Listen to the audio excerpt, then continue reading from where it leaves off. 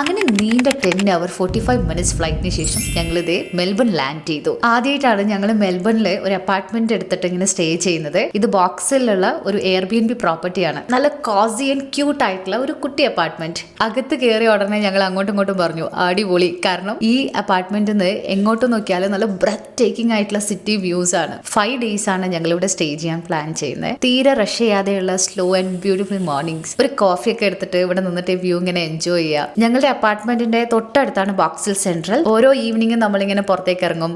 അന്ന് കുക്ക് ചെയ്യാനുള്ള സാധനങ്ങളൊക്കെ വാങ്ങിക്കും. എന്നിട്ട് ഒരുമിച്ച് നിന്ന് നമ്മളുടെ മീൽസ് ഒക്കെ ഉണ്ടാക്കും. അധിക ദിവസങ്ങളിലും രാവിലെ തൊട്ട് ഉച്ചവരെ എനിക്ക് ഷൂട്ടും എഡിറ്റ്സ് ഒക്കെ കാണും. കാരണം ക്യാമ്പയിൻസ് നടക്കുന്ന സമയമായിരുന്നു. വൈകിട്ട് ഈ തണുപ്പത്ത് ഞങ്ങൾ 3 പേരും കൂടെ ബോക്സിൽ സെൻട്രൽ വരെ ഒരുമിച്ച് നടക്കും. പിന്നെ ഡിന്നർ പ്ലാൻ ആണ്. ഇന്ന് എവിടെ നിന്നാണ് ഡിന്നർ കഴിക്കാന്നാണ് അടുത്ത ചിന്ത.